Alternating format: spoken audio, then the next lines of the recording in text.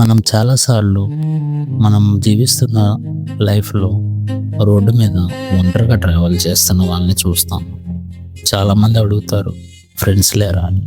కానీ వాళ్ళకి తెలియని విషయం ఏమిటంటే, కొన్ని జర్నీస్ కంపెనీతో కాదు, క్లారిటీ కోసం చేస్తాం. సోలో ట్రావెల్ అంటే లోన్లీ లైఫ్ కాదు. అది మనతో మనం రిలేషన్ స్టార్ట్ అయ్యే ప్లేస్.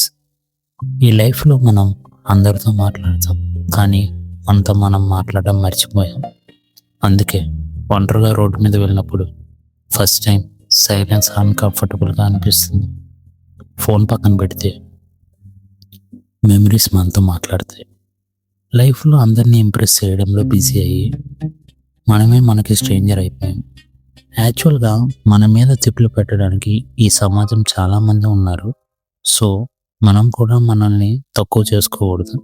అట్‌లీస్ట్ మనం మనల్ని ప్రైజ్ చేసుకోవాలి.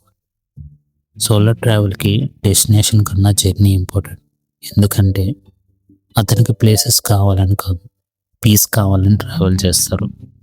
Unknown chai shops, rainy bus stands, silent hills, highway sunsets ఇవన్నీ ఆర్డినరీ సీన్స్ కావు. They are therapy sessions without words. Actually when you are comfortable alone, you discover freedom. ఒంటరిగా travel చేస్తే అర్థమవుతుంది. మనం ఎవరిని కోల్పోయామనేది పెయిన్ కాదు, మనల్ని మనమే కోల్పోవడం biggest pain. And slowly you stop chasing people, stop explaining yourself, stop begging for attention. Peace is expensive and silence ends it slowly. One day finally మిర్రర్లో చూసుకొని అనిపిస్తుంది, ఐ సర్వైవ్డ్ అలోన్.